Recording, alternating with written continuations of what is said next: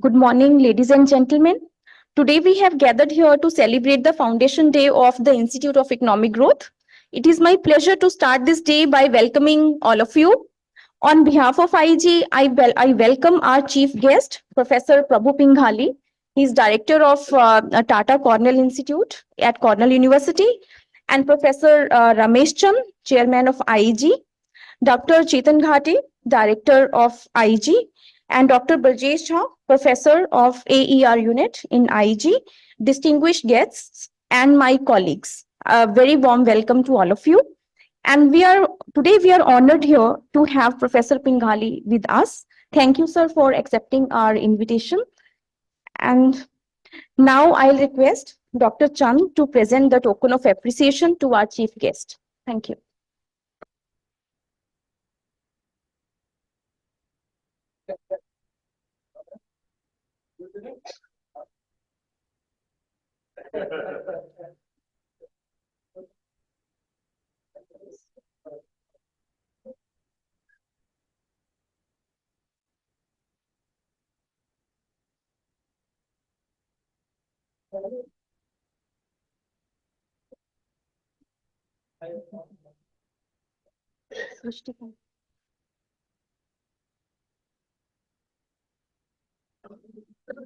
Thank you, sir. Now I'll request Dr. Ghate to felicitate Dr. Rameshwaran.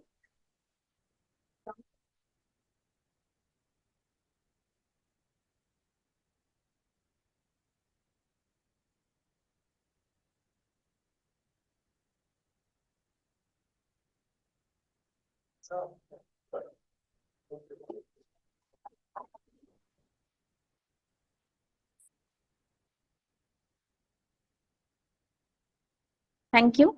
Now I'll request Dr. Shrishti Gupta to felicitate Dr. Ghate.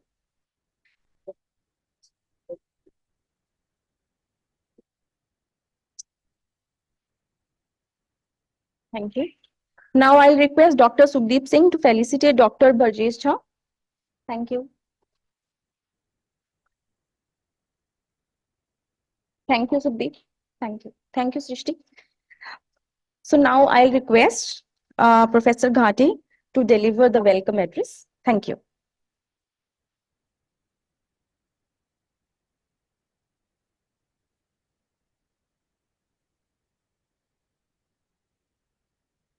I'm very happy we're resuming this, the Foundation Day lecture and the Foundation Day celebration. It had, in COVID, gone for a bit of a pause, but we're trying to start it again.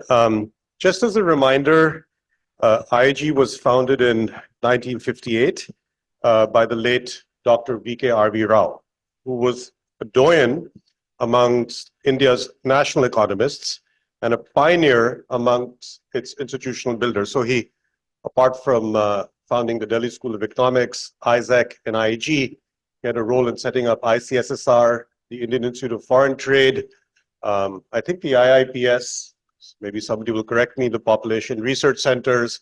So he built a lot of institutions. And Dr. Rao was also founder director of the Institute and later served successively as chairman and president. And IEG has always been an autonomous multidisciplinary center of advanced research and training in economics. And historically, it has pursued empirical research primarily, with a lot of primary data collection on problems of development policy, and planning. Now, as Professor Pingali will know, V.K.R.V. Rao wrote extensively about food and nutrition, and we're going to be speaking about that today. After he finished his PhD in Cambridge, his thesis was put in the form of a book, and it was titled British India's National Income in 1931-32. And that book is downstairs on the table that we just saw. And for that, he actually gathered all the available data on India's food production. So that's about 100 years ago. And on the basis of that data, he wrote a paper on India's food supply in relation to its dietetic requirements. And in 1930, that was in 31-32, which he presented in 1936 at the Political Economy Club, which used to meet in Keynes's room every week. And that was finally published by Sankhya in 1937, which is the Indian Statistical Institute Journal. And V.K.R.V. Rao was also Director of Food Statistics in the Food Department of the Government of India between 1944 to 46, and his interest in food policy broadly continued when he joined the Planning Commission as member in 1963. So we couldn't have a better speaker today to talk about agricultural issues and food policy. I briefly wanted to introduce our distinguished speaker. Professor Prabhu Pingali is the founder director of the Tata Cornell Institute, and he was telling me in my office that it is now a decade-long center at Cornell, and he's also professor of economics in the Charles Dyson School of Applied Economics and Management, and he has a host of other appointments in Cornell University. Dr. Pingali was president of the International Association of Agricultural Economists from 2003 to 2006. He was elected to the US National Academy of Sciences as a foreign fellow in May 2007. He was elected fellow of the American Agricultural Economics Association in 2006, and also a fellow in the International Association of Agricultural Economists in 2009. He has over 50,000 Google Scholar citations, and he has an H index of 69. He also edited the Handbook of Agricultural Economics, a copy that we also just saw downstairs in the library. And so first, a very warm welcome to you, Professor Pingali. I hope this is the beginning of a long relationship between you and the Institute of Economic Growth. And I also wanted to briefly introduce our chairman. Professor Ramesh Chand is one of India's most eminent agricultural economists and currently member of Niti Aayog and also chairman of IEG. He's fellow of the National Academy of Agricultural Sciences and the Indian Society of Agricultural Economics. Prior to joining Niti Aayog, he was director of ICAR, National Institute of Agricultural Economics and Policy Research in New Delhi. He's published more than 150 research papers, primarily in agricultural economics, and in 2023 was awarded the US Avasthi IFCO Award for Lifetime Achievement by the Fertilizer Association of India. As many of you know, he was also an IG faculty member about 20 years ago, I think. So with that, let me hand over the proceedings to Professor Chand, and once again extend a very warm welcome to Professor Pingali and to all of you as well. Thank you.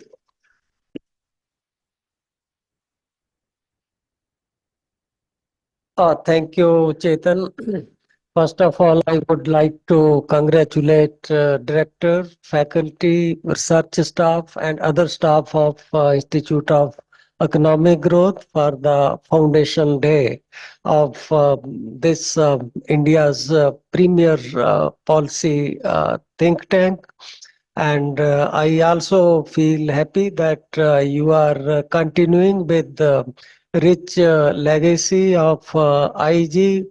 A lot of which was started during the time of Professor B.K. R.B. Rao, and I have seen its continuation and commitment of all subsequent directors to continue with the legacy of B.K. R.B. Rao, which was subsequently nurtured by legendary like Hanmanta Rao, Khusro, Dhar Sahab, Bhattacharya ji, Kanchan Madam, Beena ji, all subsequent directors. I do not remember all the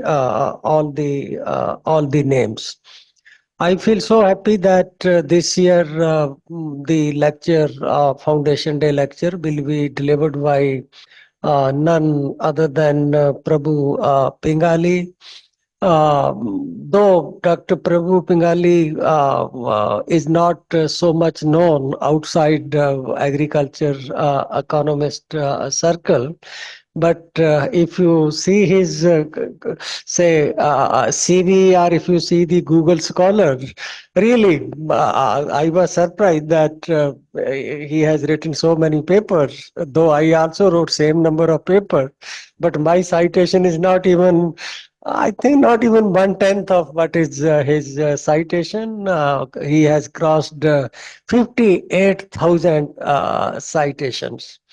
And if you look at his career, in fact, we were in touch with each other from 1996 onward.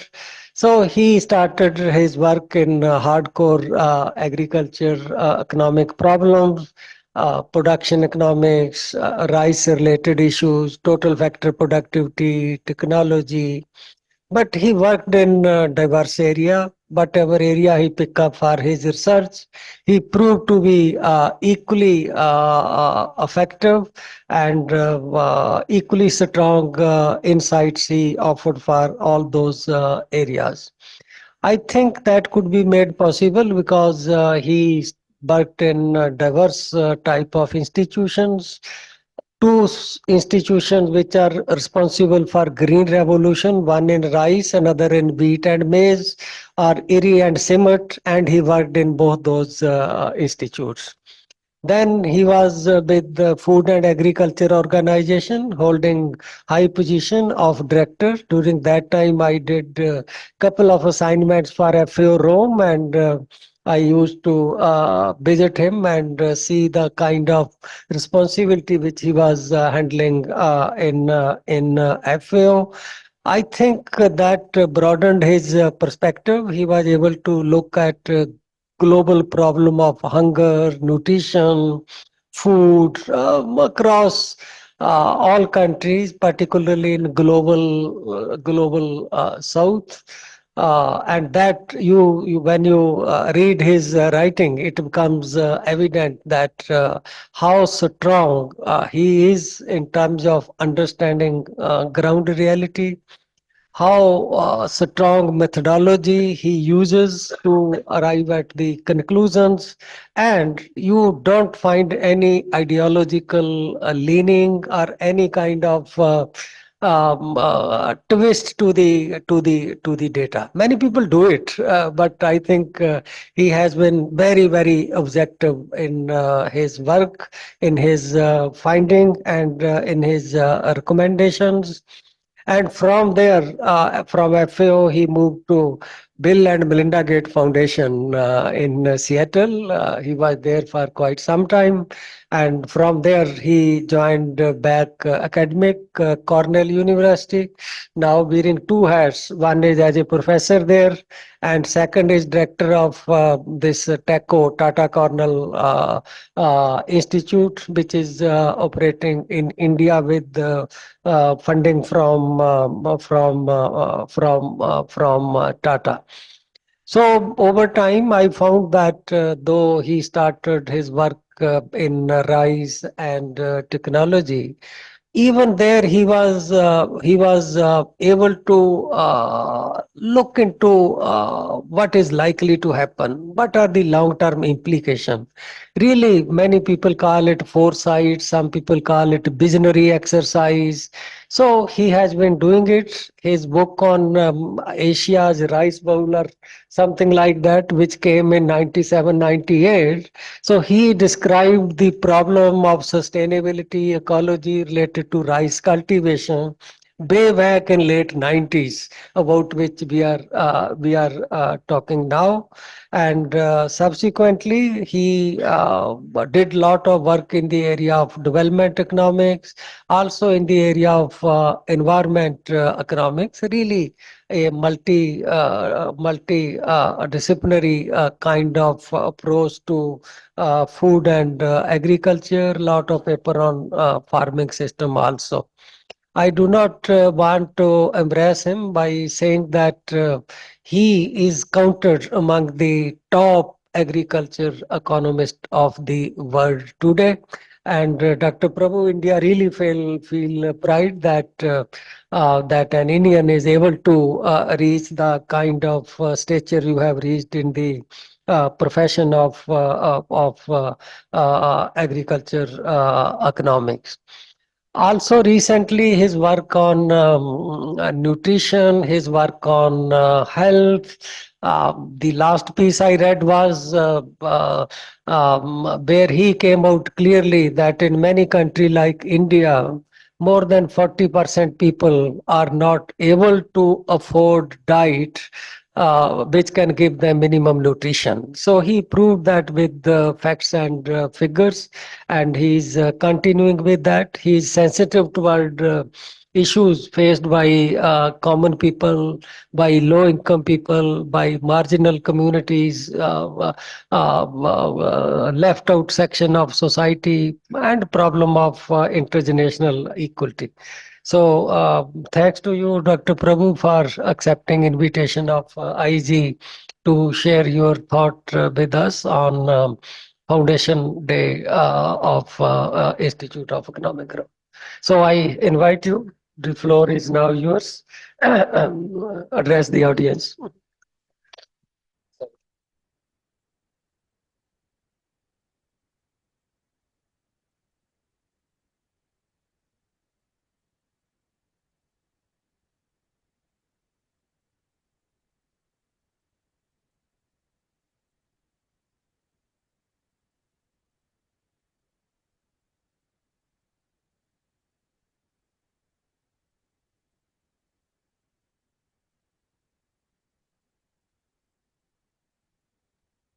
Good morning, all of you. Chetan, thank you so much for inviting me to do the Foundation Day lecture.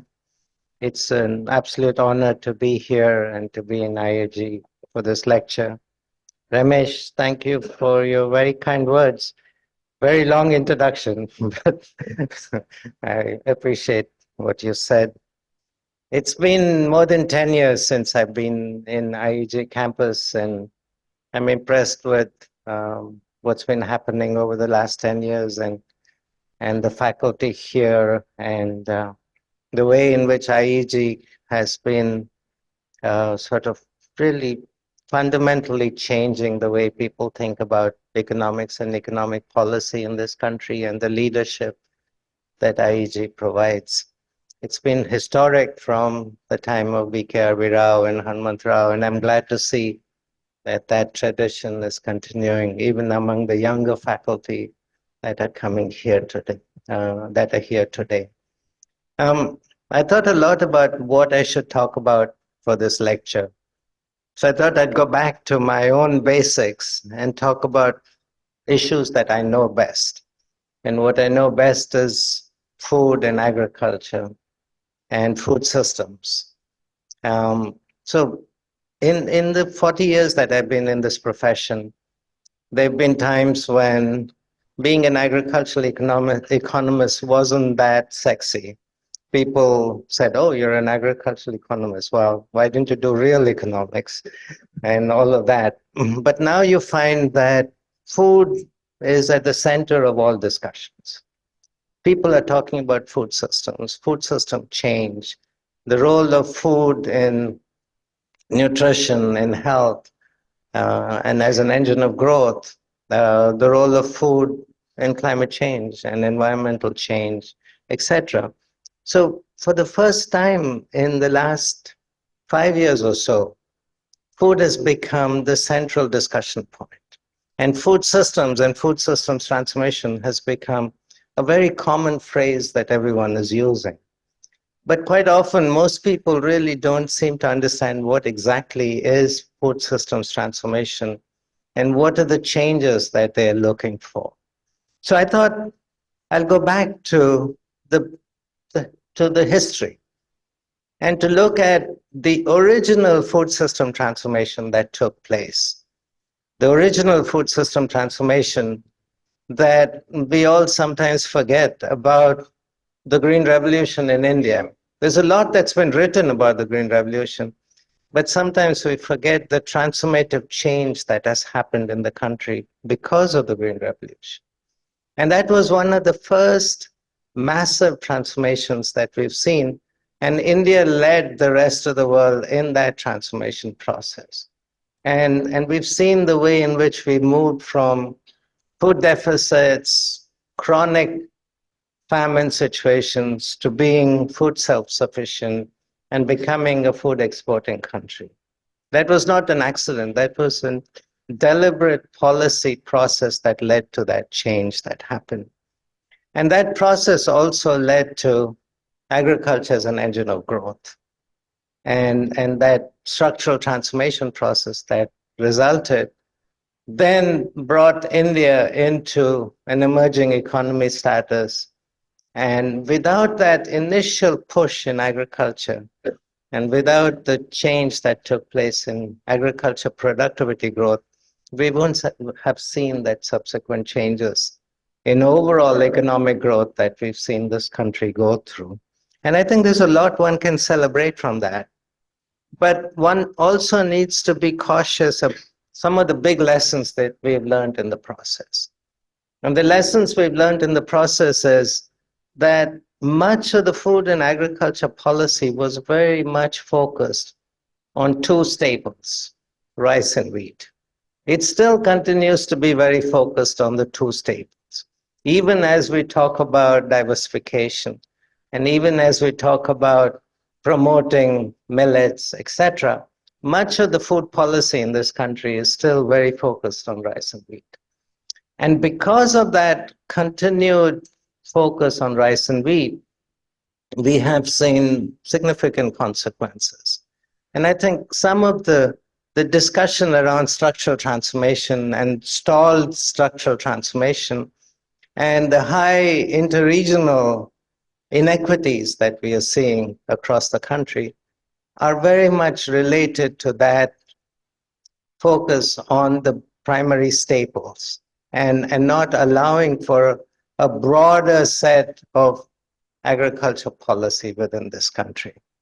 And as a result of that, we've not just seen a drop in terms of overall ability of different regions in the country to be able to grow equitably, but we've also seen an effect on health and nutrition.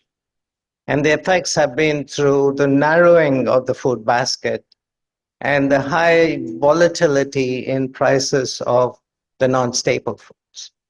The non-staple foods tend to have much higher role in food inflation today than staples, which tend to be much more stable over the long term because of the supports that have been given in this country. We're seeing big changes in nutrition.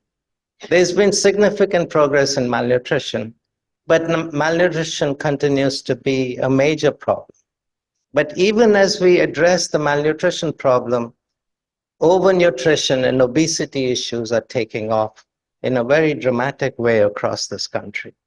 And that's an issue that needs to be addressed. And finally, the issues around climate, environmental degradation, and the trade-offs that we see between sustaining and increasing productivity relative to these trade-offs is a big challenge that we're trying to address in this country. So these are some of the things that I'll talk about. So first, let me talk about structural transformation. There's been a lot that's been written that India has bypassed the traditional structural transformation processes that we've seen in other parts of the world. My view on that is much more nuanced. My view on that is, if you look at the data across states and looking at state GDP and employment shares, and you look across decades and you map that out, you do see that the share of agriculture in GDP has been declining as economic growth has taken place, as one would expect from economic theory and economic development thought. Where you see an issue is employment in agriculture. One would anticipate that over time you would see a decline in the share of employment in agriculture. But you do see some decline, but over time, that share of employment in agriculture continues to be stubbornly high. And you don't see that drop that you see in other countries, particularly countries like China. And one of the reasons for that is India hasn't been as successful in moving populations out of rural areas into more labor-intensive industrial employment, which China, Southeast Asia, etc., have gone to. So as a result of that, if you look at the gap between the share of agriculture in GDP and the share of agriculture in employment, You see this bottom space here, which shows significant gap between the two. And the higher the gap between the share of agriculture in GDP and share of agriculture in employment, the higher rural poverty levels. So unless you reduce that share, rural poverty continues to be high. And that's an issue that we need to be looking at. And here's some of the latest data from the NSS release that took place, 2022-23 data, which does show that across the states in India, the share of agriculture in GDP has come down quite significantly since the 80s. So right now you're at maximum 30% in terms of share of agriculture in GDP, and some of the more progressive states are down to about 10%. But the share of employment in agriculture continues to be around the 40-50% mark. And the challenge is, how do we bring that down? And what are the opportunities for doing that? And here's some more interesting data. If you look at what's the employment in the non-agricultural sectors, you find that in the 80s, much of the employment in the non-agriculture sector was quite small. It was under 40% of the total labor force. But the latest data shows that there's been a quantum jump. So the lowest level of employment that's exclusively agriculture is around 40%. The rest is all mixed employment or non-agricultural employment. So that's good news in terms of structural transformation. But the bad news is that much of this growth has been in the unorganized sector. It's been in the service sector and in employment that doesn't have long-term contractual arrangements that provide benefits for the labor force.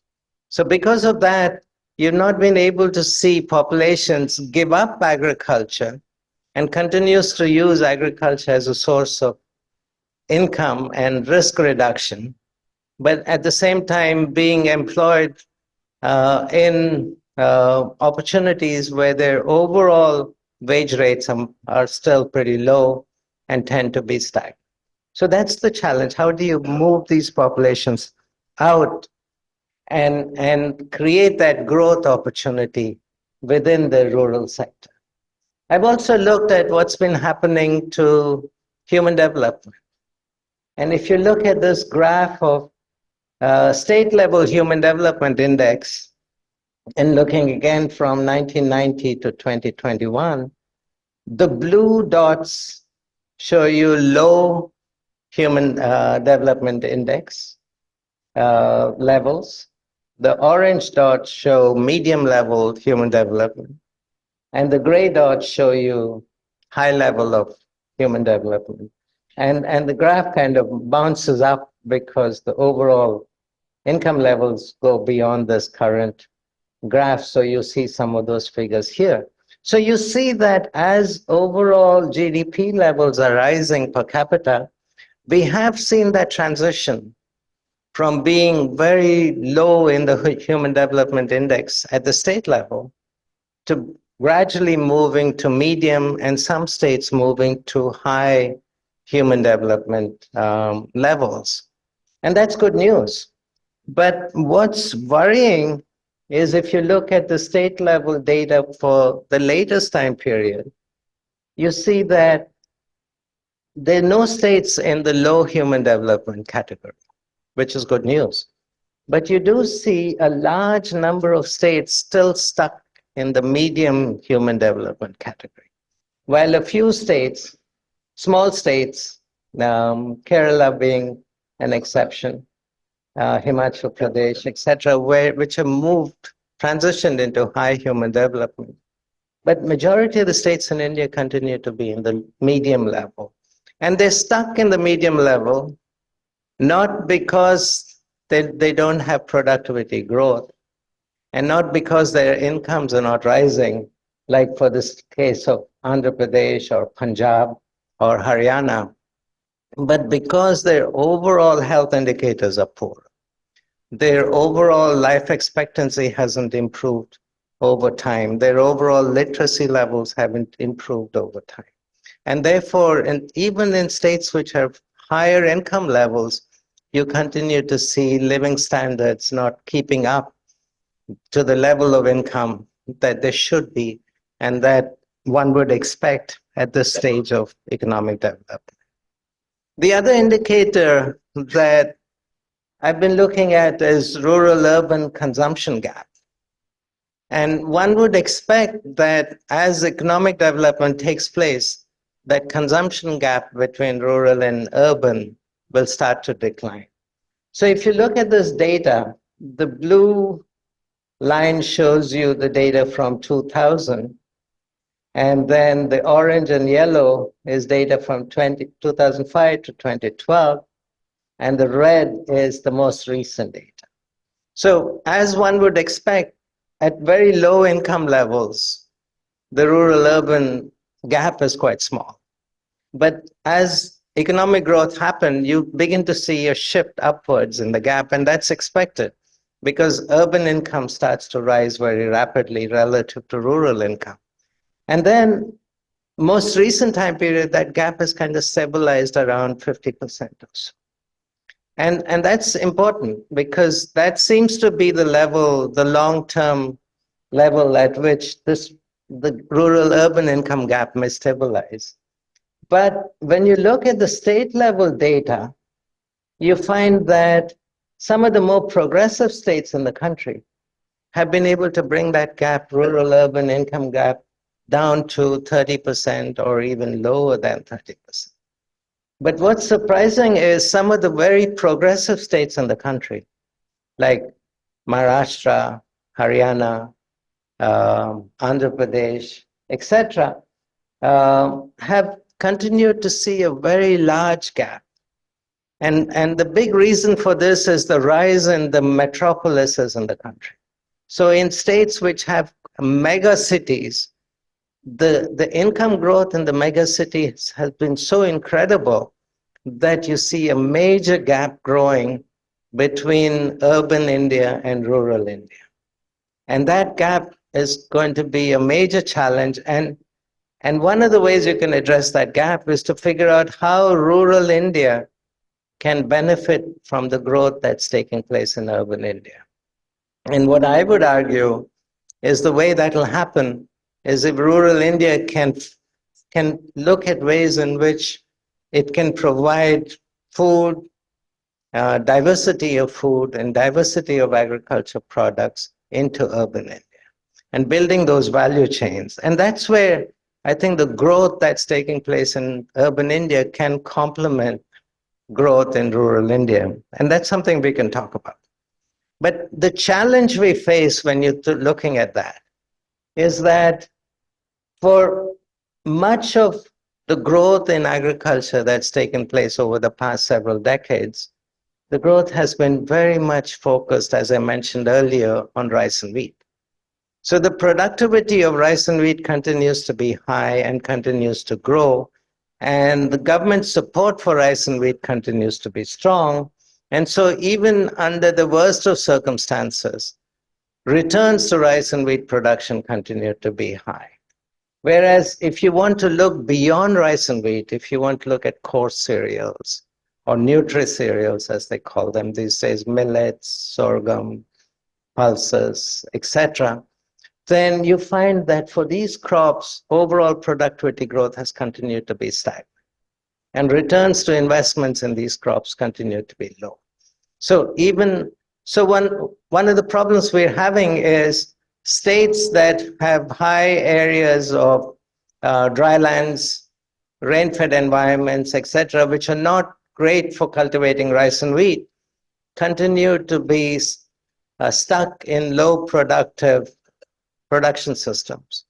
Whereas states which have good irrigation infrastructure, good overall road transport infrastructure, etc., continue to see their productivity growth rising. But the other thing we're beginning to see is states which have very low productivity, for example, Chhattisgarh, where I was last week, investing in irrigation in order to produce rice and wheat. And Chhattisgarh now has become a major supplier to the PDS system, whereas Chhattisgarh could have benefited a lot more from diversifying into dryland crops and providing for the rising demand for maize, the rising demand for pulses, etc. That's happening across the country. So even as you see this rising demand for non-staples, the supply of non-staples is not keeping up because of the way in which overall agriculture policy in this country has been set up. So let me now go to the next part of my talk, and that's on the diet and nutrition transition. So one of the stories in the structural transformation process is that you also see a nutrition transition. You see a nutrition transition taking place. And that's been well-established historical phenomenon across the world. The first is what's happening to angle curves. So angle curves tells us that as economic development happens and as incomes rise, the share of income spent on food begins to decline, which one would expect because there's only so much food you can eat. Over time, as your incomes rise, the share would drop. Of course, the Indian press has been using the statistics in a very odd way to say people are not eating but buying cell phones. But that's really not the case because as overall incomes rise, one would anticipate that the share of income spent on food would drop. And you see that that's been happening very much when you look at rural India over time and you look at urban India over time. Very much what you would expect from what angle curves teaches us. So right now, for rural India, the share of income spent on food has come down to less than 50%, and for urban India, less than 40%. But look at the next one, which is Bennett's law. Bennett's law would say that as incomes rise, the share of expenditure on starchy staples drops relative to the non-staples. And so look at what's happening to expenditure on staples. This blue figure here. You find that for rural areas, the share spent on staple grains has been dropping quite significantly.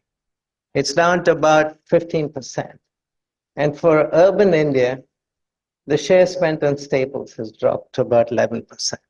And as you would expect from Bennett's law, you would see that consumption of vegetables, fruit, dairy products, livestock products, etc., will continue to rise as incomes rise. And that's good news. But the bad news is this gray part at the top. What's rising the fastest in terms of food expenditure in India is processed food and packaged food. That's been the largest rise that you're seeing. And that's true for rural India, and that's true for urban India. Think about Maggi noodles, for example. But think about a large variety of processed foods, semi-processed foods, etc., that are in the market today. And that's the worrying trend, because the more you see processed food consumption, the more you see this trip that's happening from undernutrition to overnutrition. And I'll show you data on that. But look at the data on processed food and packaged food. There's been a dramatic increase in expenditures over time. And also related to that, the rise in procurement from organized retail, supermarkets, etc. And if you go to any of the supermarket chains today and look at what people are buying, most of the purchases in the supermarket chain are long shelf life, like processed food, oils, etc., and not fresh food. Fresh food consumption is still very much focused on street markets and local markets, etc. And that's true even in urban areas. And so you see this divergence that's happening between the organized retail and the more nutritious fresh food, such as vegetables, fruit, livestock products, etc.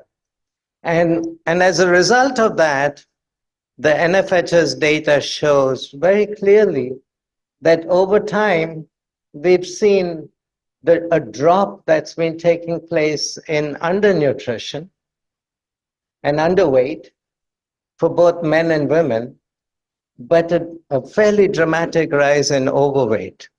And this NFHS data comes from 2015, 2016, but I pulled out the latest data from 2021.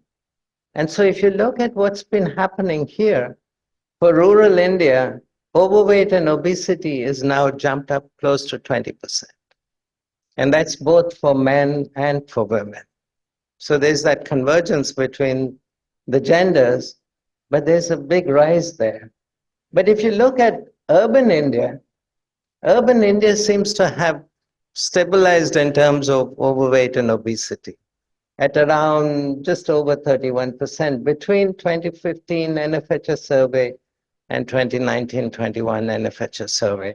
I'm not quite sure why this is the case, but I think it's worth asking the question whether this is a statistical artifact we're seeing, so we should look at the next NFHS data. But there's a clear sign of leveling off at the obesity at that end. So if this is indeed true, then something new is happening in India and worth checking. And I know some of you are working on obesity issues here. So it's worth looking at this data a bit more carefully. I just downloaded that 2 days ago, so I don't have too much explanation beyond that. But the other issue around overweight and obesity versus undernutrition is there's a big difference in terms of which state you're in. So if you're in the more progressive states, which are down here, Himachal, Tamil Nadu, Goa, etc., Kerala, the percentage of obese populations and overweight populations is greater than underweight populations. But if you are up here in Bihar and Chhattisgarh, Jharkhand, Orissa, then the percentage of underweight populations is much greater than overweight populations. So there's this big interstate differences in health and nutrition. And the more progressive states are very quickly tripping into non-communicable diseases, while the lagging states are still trying to address the problems of undernutrition, micronutrient malnutrition, etc. And that there's big food policy implications around that. And there's also major intra-household differences in diets, intra-household differences in nutrition. And one of the issues that my group has been doing is looking at women's empowerment, looking at the Women's Empowerment and Nutrition Index, and connecting that to diversity scores for women, and looking at how women's empowerment, women's education, behavior change, etc., can influence the intra-household allocation of food and improve intra-household equity in diets. And there's a lot of work that my team has done on this that's available on the website. And it does show, not in all cases, but definitely when you look at the southern states of India, that there has been this very close link between behavior change, empowerment of women, and improved diets at the household level. Another issue on diets that I want to talk about is the recommended diets. Now, many of you are familiar with the Lancet report. The Lancet report says that they have certain recommendations on what's the best diet from a nutrition point of view. And the National Institute of Nutrition in India has come up with a similar recommended diet. So what we did was to say, okay, let's cost this out. So if you look at the Lancet diet and you look at all the food groups listed in the Lancet diet, and take the minimum cost item within each food group, then an average adult in India would have to spend close to $3.50 per day to meet the minimum requirement of the Lancet diet. Today, they're spending about 60 cents. So how do you go from 60 cents to $3.50? How do you bridge that gap? And if you look at the average prices within each food group, that goes even closer to $5.50 relative to $1 today. So you have this massive gap between what nutritionists recommend as a good diet relative to what consumers are paying today for a good diet. And I'm talking about rural India here. And that's the challenge we have. And the only way to bridge that is to reduce the prices of fresh food. So the more prices of vegetables, fruit, dairy products, livestock products, etc., come down, the more you're able to bridge the gap between what's recommended and what's consumed today. And the problem we have is the high volatility in prices for the non-staples relative to the staples. And the only way you can bring about a change here is to look at ways in which you can create quantum changes in the supply of the non-staples. And that's the challenge I think we need to be looking at. And so I've written quite a bit around what this means from an agriculture policy point of view. And the persistence of the Green Revolution era agriculture policies continue to put a damper on the growth in the non-staple sectors. And what we need is to transition towards more of a crop neutral agriculture policy, which supports overall productivity growth, overall infrastructure development, without picking particular crops. Of course, as I say this, I'm fully aware of the political economy issues around making that change. One cannot imagine getting up tomorrow and saying we're not going to support rice and wheat anymore. But how do we go to a long-term process by which one can create that change? At the same time, in addition to the policy changes, one needs to look at investments in infrastructure for roads, transport, storage, etc.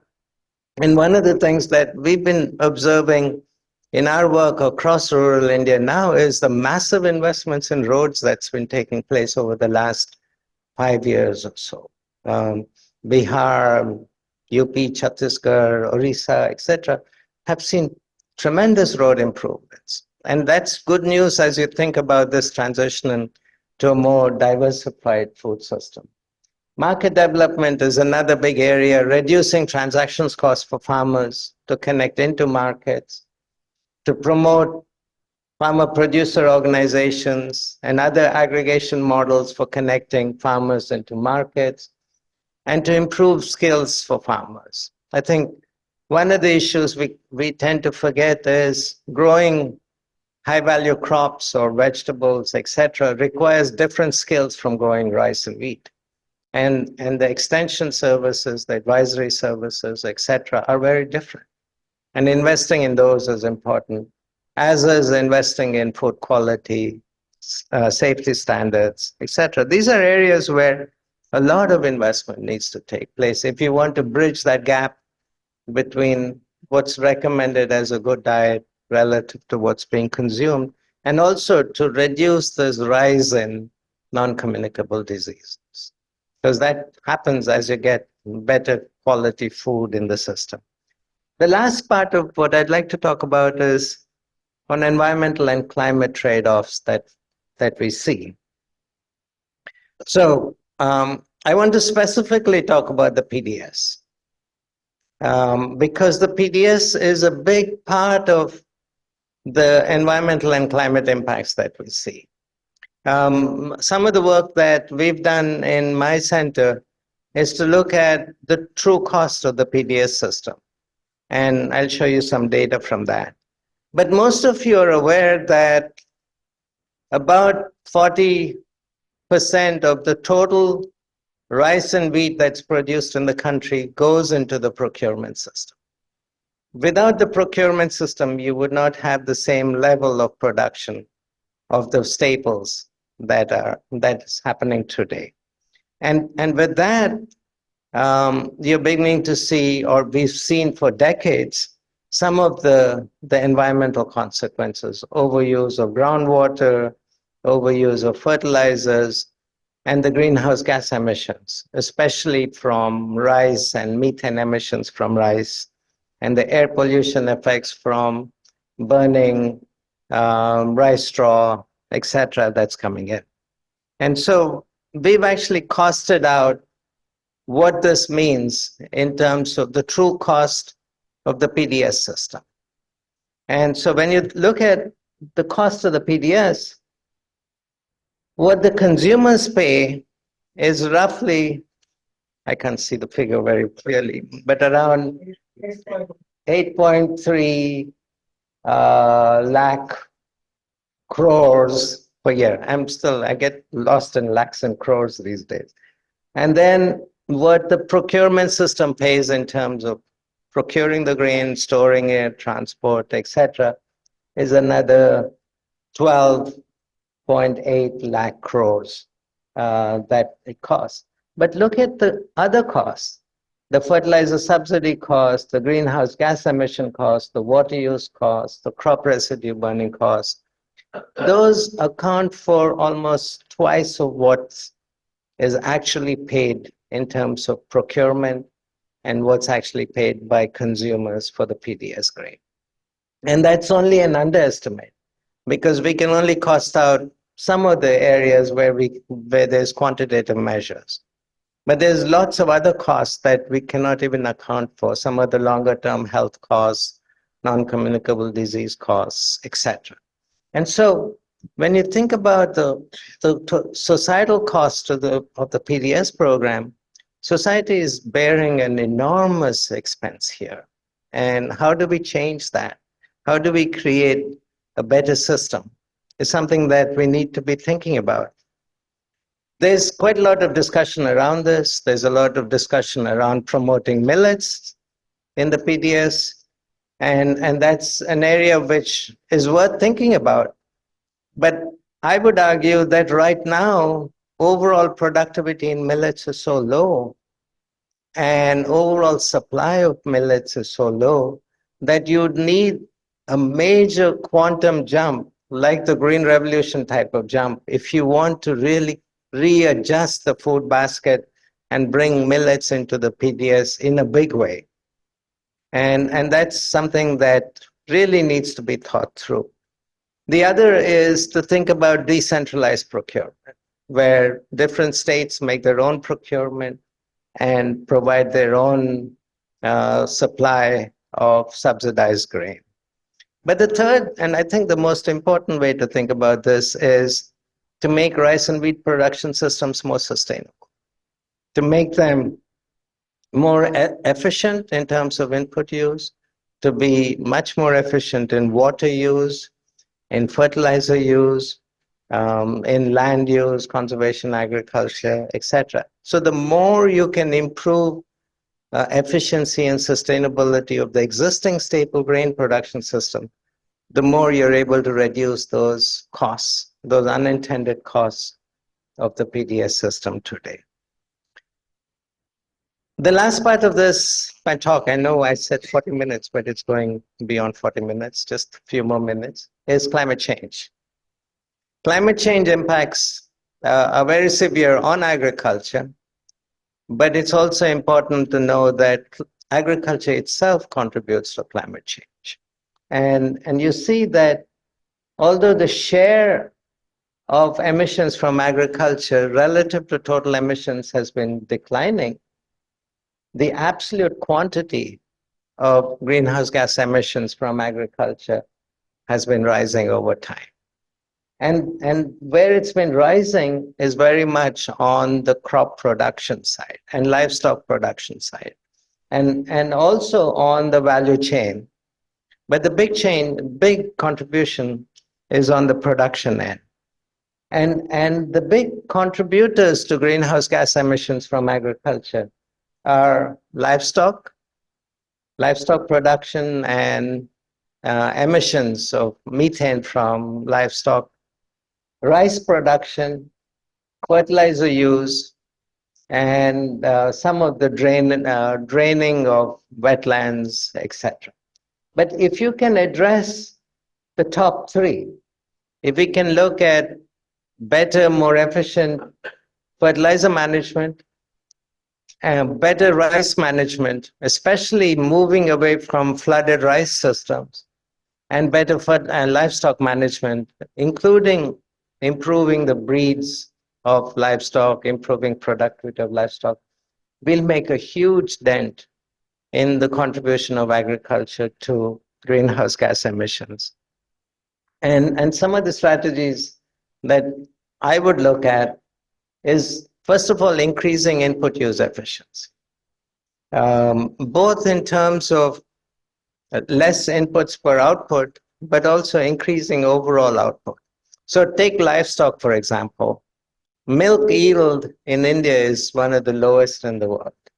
If you can improve herd quality, then the amount of milk per cow goes up or per buffalo goes up, and therefore emissions per liter of milk begin to drop. And overall herd size can also drop as overall herd quality improves. So thinking about ways in which one can improve input use efficiency is one way to think about it. The second is to look at diversification, both for crops and for livestock. Moving from flooded rice to a non-flooded crop, such as millets, would actually reduce greenhouse gas emissions enormously. Similarly, bringing in poultry, etc., into the livestock system reduces some of the greenhouse gas emissions. And at the same time, looking at ways in which you adapt crops and livestock to rising temperatures, because adaptation is very much an important part of the overall management of climate that we have. And the last area, and this is something that we've been looking at in Bihar right now, is to look at how do you produce energy and food on the same land. So can you create a mechanism by which you can use solar power to generate electricity which goes into the grid while at the same time producing food? So farmers end up getting two sources of income instead of one source of income, and then also contribute to becoming more climate resilient. So that's an area that there's a lot of new interest in India today, and it's called this whole field of agrovoltaics. And that's something that solar power is now taking off in a big way. Now, looking at ways to combine solar power with agriculture, I think, is a new frontier for us. So I've talked quite a bit, but let me just conclude by saying that there's a huge agenda in front of us as we think about long-term changes in the food system, and a food system that's more sustainable, more nutritious, and more climate resilient. But as you think about that, we have several challenges. One of the challenges that societal goals tend to be seen as silos. So people who work on hunger are not the same people that are thinking about climate, or not the same people that are thinking about health. How do we create a mechanism by which there's a convergence across societal goals? So one of the projects we're working on is called Zero Hunger, Zero Carbon, where we're trying to see how do you get to solutions that reduce hunger but do not increase carbon emissions. So thinking about societal goals at that level is really important from an overall policy point of view. Second, I think one needs also convergence at the sectoral level, at the sectoral ministerial level. So discussions on climate change usually involve the environment ministry, but not the agriculture ministry. Can we have mechanisms by which you create convergence across them? The third, and I mentioned this earlier, many of us can say, here, we know what the right answer is, but most of us don't know how to manage the politics around getting the change to happen. And we see that directly when we look at some of the protests, etc., that happen, that unless we understand the politics of the policy change, and unless we figure out the way to manage the politics of policy change, we may know what's the best answer, but we may not be able to get there. And finally, coming back to structural transformation, India is going through various pathways around structural transformation. There's no one pathway. The progressive states are moving rapidly along the structural transformation pathway, whereas the lagging states are lagging behind in the structural transformation. So the solutions that we look at need to be very specific to the level of economic development, the level of structural transformation that a particular state, a particular location is in. And the final point is, as you think about the future of food systems, it requires behavior change at all levels, at the consumer level, at the producer level, at the policy level. And I think getting that behavior change is a really important part of the change that we'd like to see. Thank you very much, and I'm happy to answer your questions. I come there.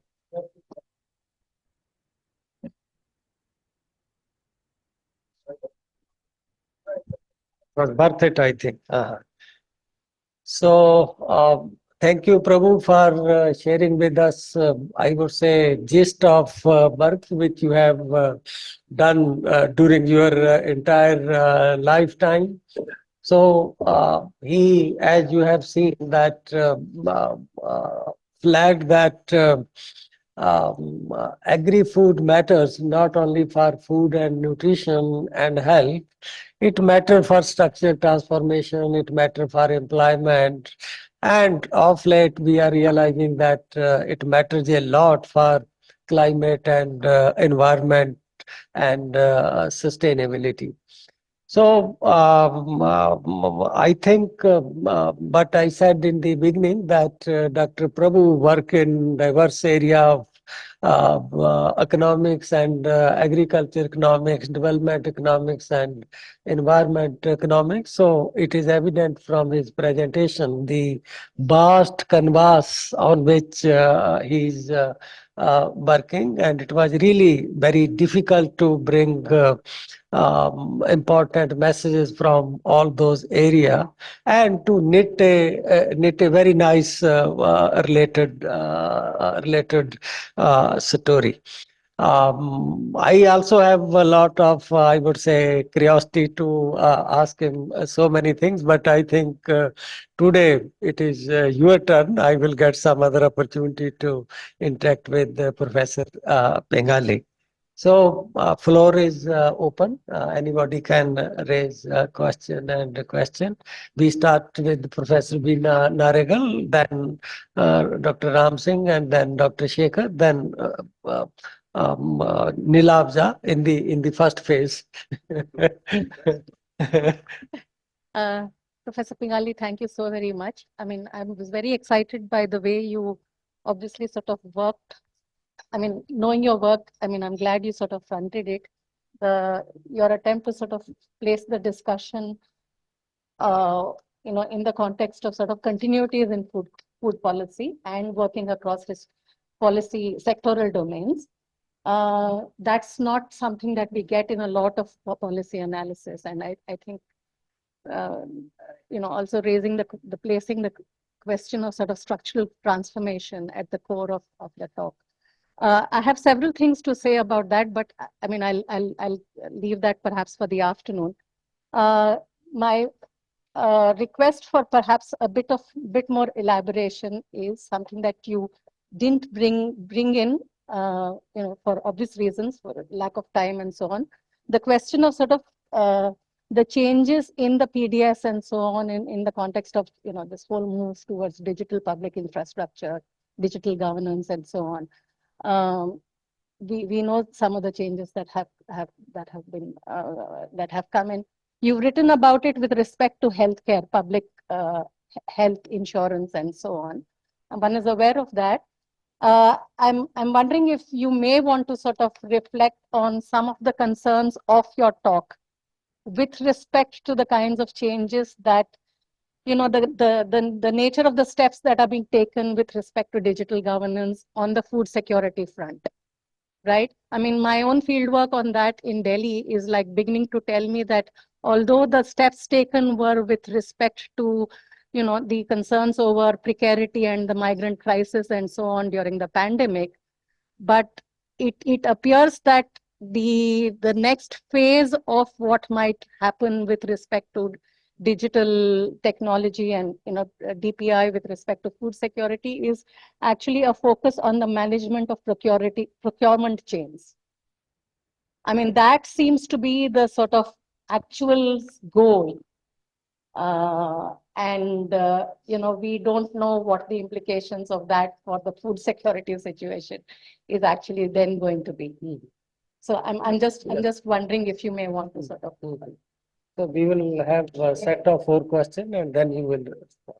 Yeah, Professor Ram Singh. Professor Pingali, I'm Ram Singh from Delhi School of Economics. I compliment you for a truly fascinating talk. You covered a lot and yet drew several important and clear policy recommendations and gave several insights. I have a couple of questions. First is related to the consumption of processed food. It seems like from your presentation that it correlates positively with income levels, whether we look at rising income levels and share of processed food in the food basket, or we look at share of women with obesity positively correlating with income levels. So is there a real correlation? Is it that the relatively well-off groups are consuming more of processed food? And does it indicate non-judicious diversification of food basket by people who can afford nutritious food? That's one question. Other relates to the returns on non-staple crops. This seems a little intriguing to me because in the agri market, the relative price of non-cereals food products have been increasing relative to the staples and cereals. Yet you showed that returns on non-staple farm produce is lower than returns on staple and commodities covered by PDS. Have you accounted for in this low return? Is it on account of high riskiness, high risk profile of non-staple food, or pure returns without discounting for risk factor? Or is it that there's the subsidy, the power subsidy and fertilizer subsidy, a lot of it goes into rice cultivation? Does that account for these differences? Because on face of it, in the market, we see greater increase in prices of non-staple farm outputs. Thank you. Yeah, Professor Pingali, thank you very much for a very interesting and insightful talk. I have 2 questions. One related to the diversification within agriculture from cereals to non-cereals. And second is transformation from agriculture to non-agriculture sector, from agriculture to non-agriculture sector. So within ag sector, particularly the crop sector, from cereals to suppose millets, we have the major role played in this overemphasis on rice and wheat. In many ways, it has a lot to do with the productivity gains that we witnessed during the Green Revolution and also the price policy. Of course, there were other supporting policies like import protection and all that. But mainly the price policy and technology may have played a major role. So coming to the present juncture, when we want to move away from these two cereals, there don't seem to be such productivity enhancing technology in case of millets or any other crop, the first constraint. So how far can the price policy go in correcting this imbalance? That's my first question. So we have only one lever. The second one is about the uh, diversification or structural transformation away from agriculture. A few years ago, Timur has done a cross-country study, if you remember. So where he shows that there is a particular threshold of per capita income, after which this uh, imbalance between the share of agriculture to GDP and share of agriculture in the employment, that starts to narrow. So India is nowhere near that threshold right now. So your thoughts on that? Can we sort of expedite that process? How to sort of quicken that process? Thank you.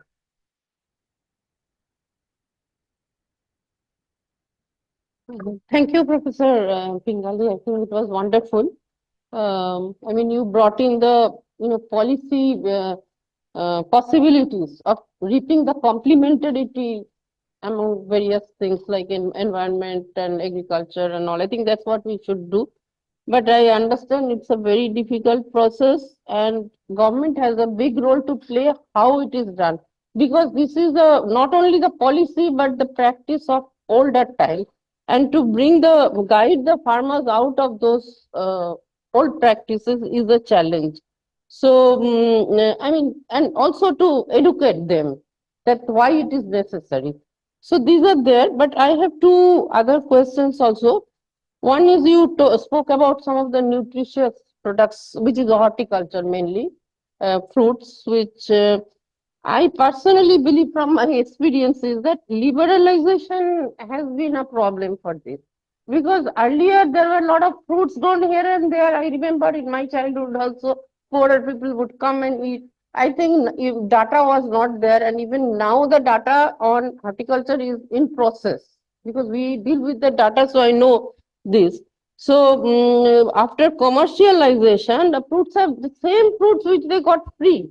They've become very expensive. So maybe it applies for some other crops also. So I don't know, the market and the this has to be looked into carefully. This access to fruits and vegetables by poorer people. And last question is, you spoke about the processed products. Well, we always think that processed food is very bad. But processed is not one uniform word. I know the government is also promoting processing because it will broaden agriculture, it will increase rural employment, farmers' income. I mean, that's the only way to go. But processing, does it include packaging of rice, cleaning the product, fortification with vitamins? Then we have cornflakes and all that is there. So I think maybe the processing definition, it should be defined. I'm sure in Western countries also a lot of processed food is there, which is not processed in that sense. I mean, so thank you. That's all.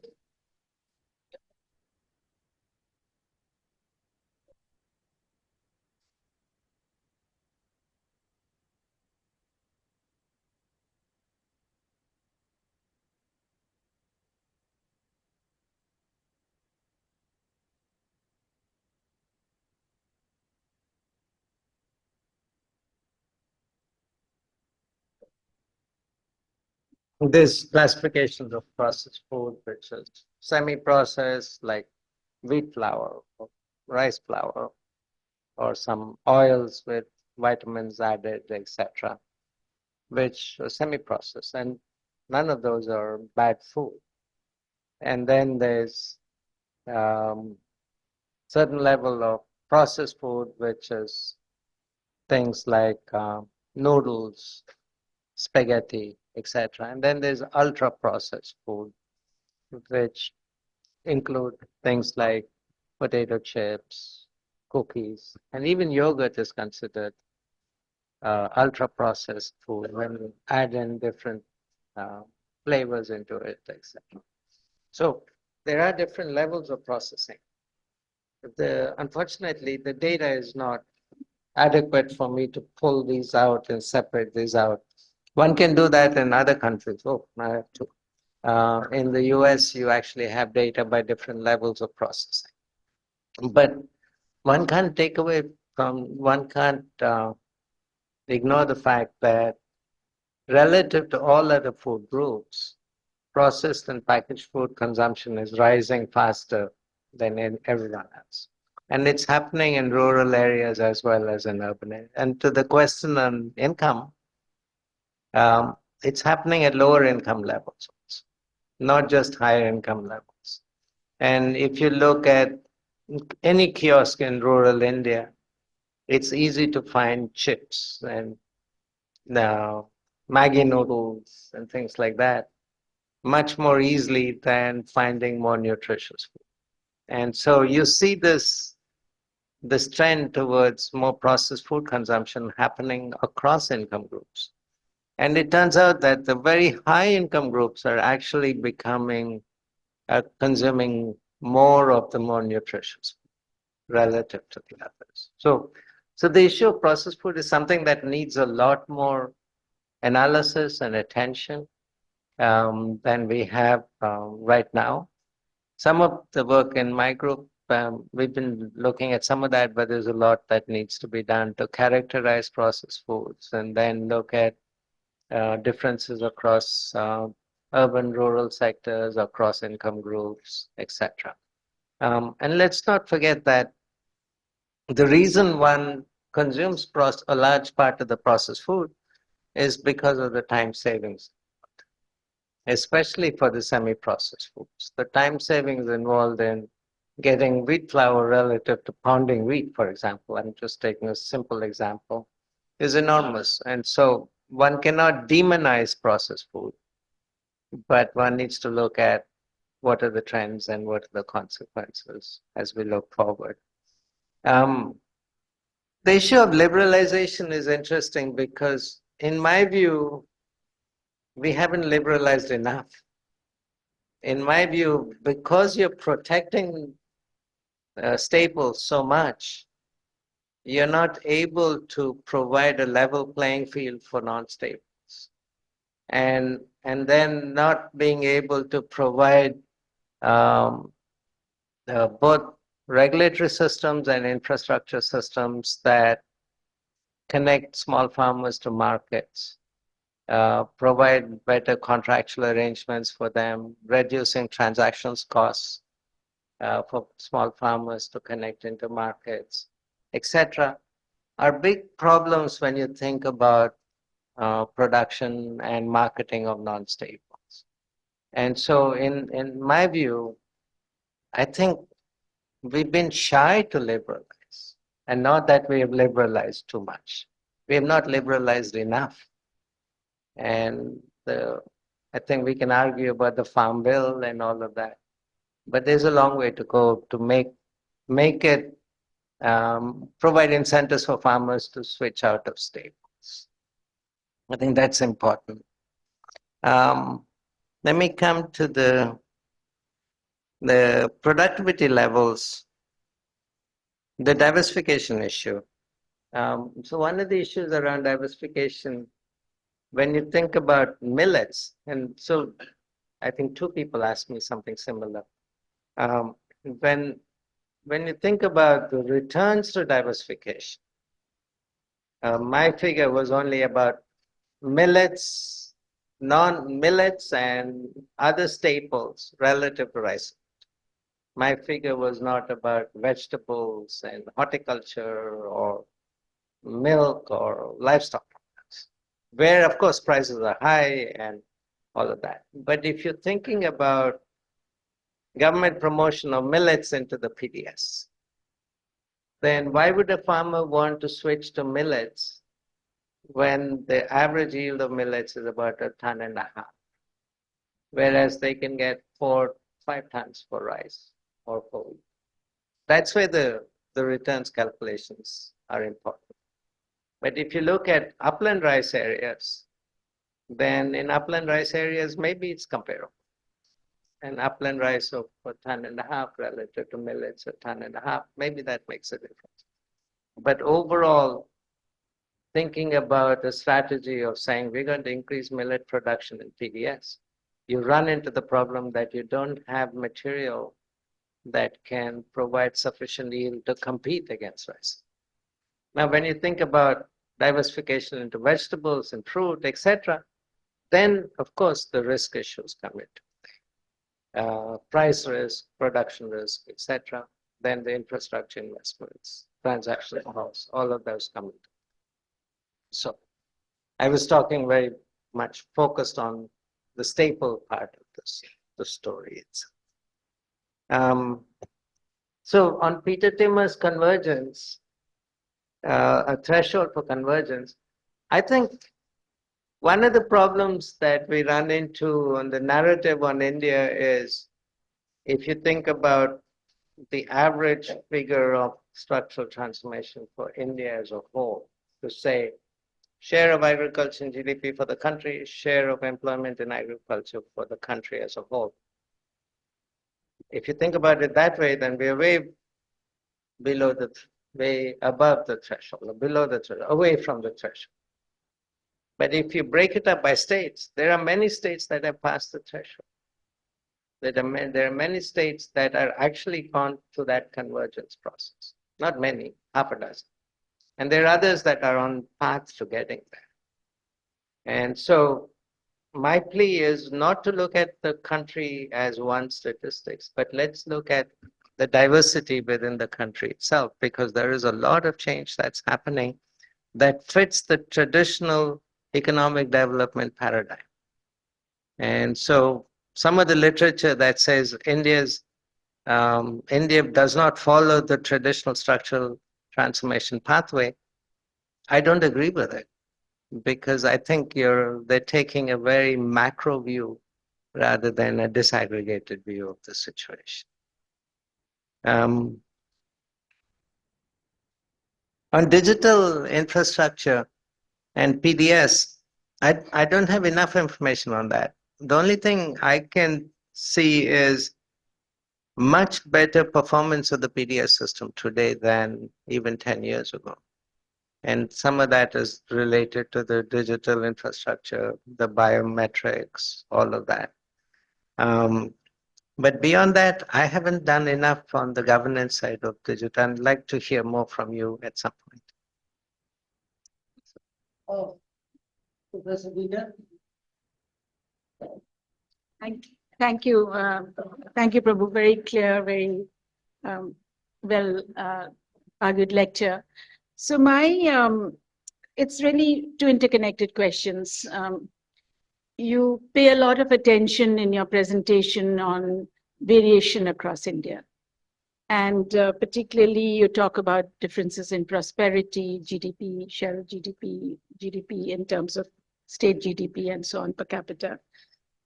Dietary diversity also, and HDI, including the Gender Empowerment Index, etc.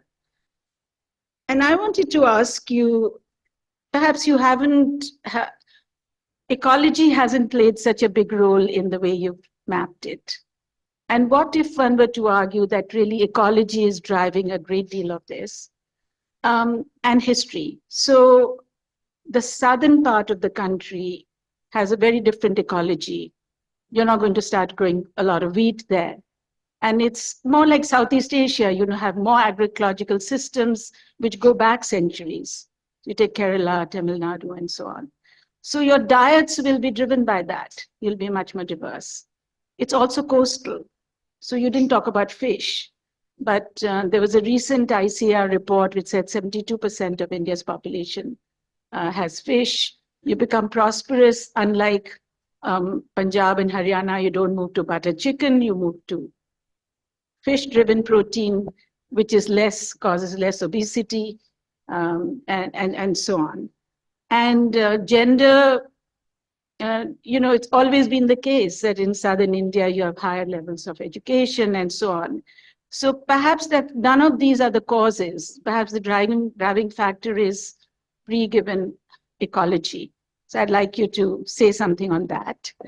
And an interlinked thing which perhaps needs exploration is institutions. Now, I don't have an answer, but I think it's very interesting that some of the more innovative innovations that we see institutionally are also in the South. So you have zero budget farming in Andhra, you have group farming in Kerala on a massive scale. I don't mean one or two. You have self-help groups, which are predominantly clustered in Andhra. And it might be worth thinking about how far behavior in institutions are driven by land reform systems, the way land is distributed in the South versus the North. So I'd very much like your thoughts on both of those. Last. Hi. Dr. Pingali will be available for injection at lunch also. So those of you who could not be at that opportunity, I think. Hi, so my name is Archana. A very insightful talk, Professor Pingali. So my question is related to dietary score. So in the dietary score, we usually take into account the minimum requirements, right? And you talked about dramatic rise in overnutrition and food, processed food. So do we know of any dietary score which takes into account the maximum consumption that an individual can intake? Because going forward, the dietary scores that we currently use would not take into account these factors. And my second question is related to policy. So what are your thoughts in terms of policy implications for overnutrition for India? Do you think India is still focused towards undernutrition?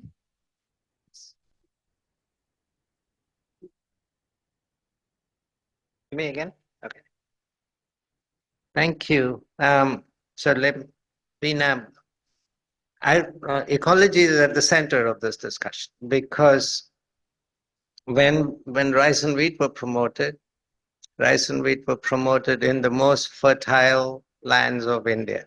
So it's not surprising that Punjab, Haryana, Andhra, Tamil Nadu ended up becoming the green revolution bowls of India, because these were the areas with high fertility, good irrigation infrastructure.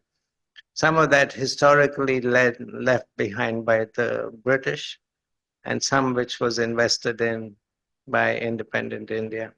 So the Green Revolution spread very rapidly in these high fertility areas.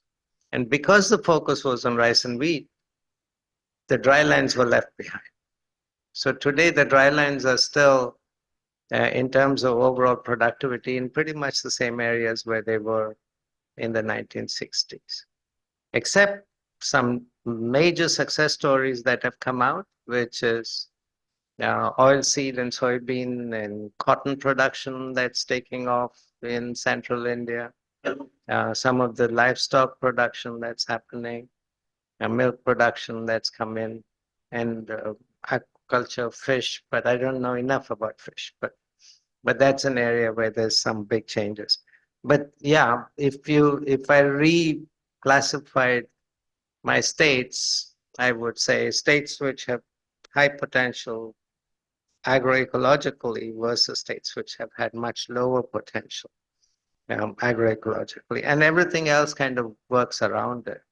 So I'm from a family that we were the first in our village to get high-yielding rice varieties, and we grew them.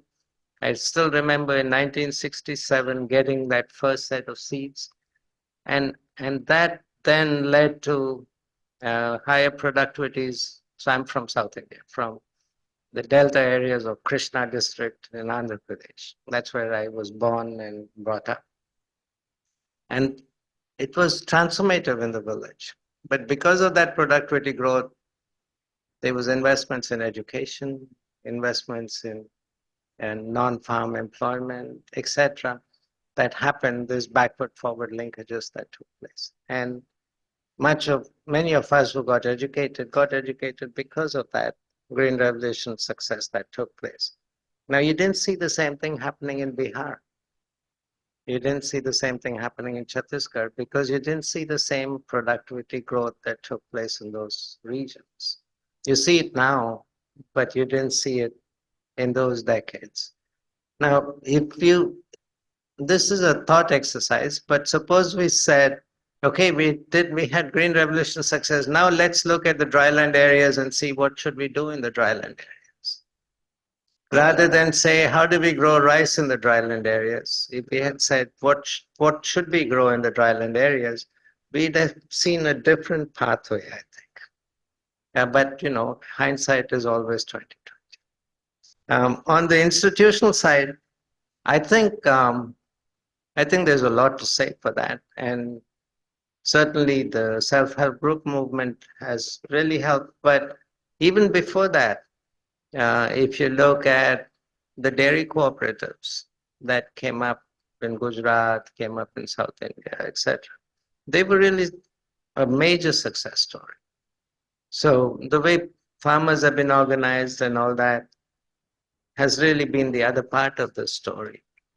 And I think some of the efforts now towards creating these farmer groups that can help connect farmers to markets could lead to some of the success in the future also. I have my own thoughts on zero budget natural farming, and I don't think it's worth talking about that here, but I'm happy to share that separately. On the diversity scores, I think that's an important point. Much of the discussion is on what's the minimum score, but we don't think beyond that, and it's worth having more analysis on that. I haven't seen any work in that area, so it may be worth thinking about that. And the policy on overnutrition, in my view, and this sounds simplistic, but in my view, the solution to overnutrition is the same as the solution to undernutrition, which is better access and affordability to more nutritious food, perishable food, vegetables, fruit, pulses, dairy products, etc. If you bring the prices of these foods down and more stable and improve the supply of these foods, I think you're able to address both the undernutrition and overnutrition at the same time. It sounds simple, but I think that's the principle that I would look at in terms of policy. Thank you, sir. Thank you, Dr. Prabhu, for not only wonderful lecture, even your response to a range of questions. I'm sure other researcher would also like to interact with Dr. Prabhu, and that could be the reason that Chetan has kept another 1 hour after lunch for interaction between Dr. Pingali and faculty. So now we move to formal vote of thanks by Professor Burjesh Jha.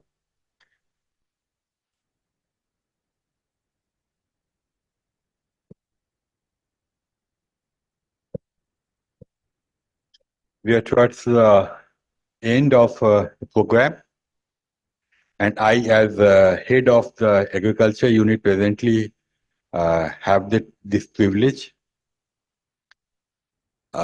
We all are grateful to Professor Pingali,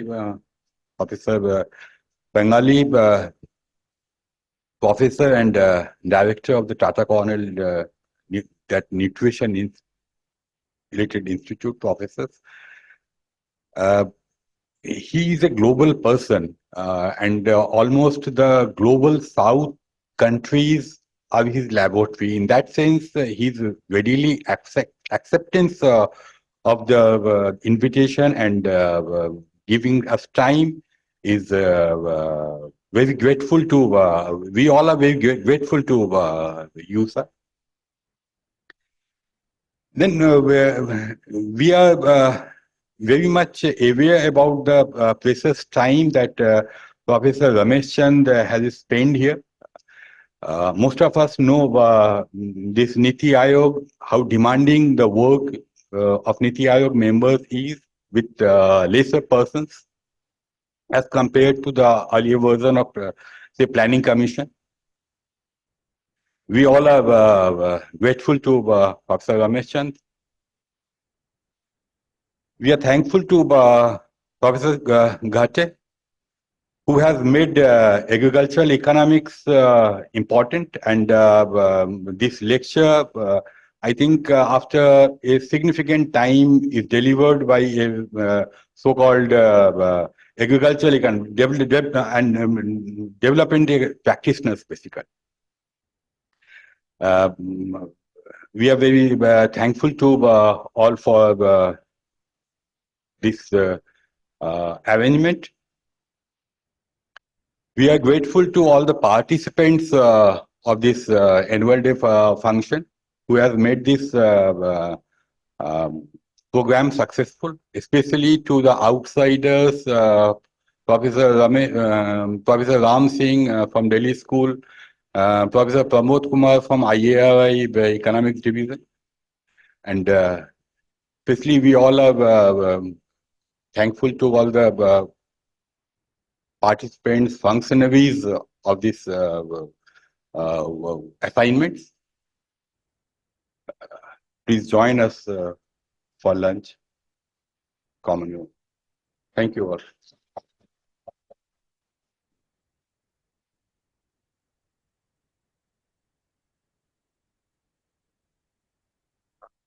Lunch is downstairs in the common room. You're all cordially invited.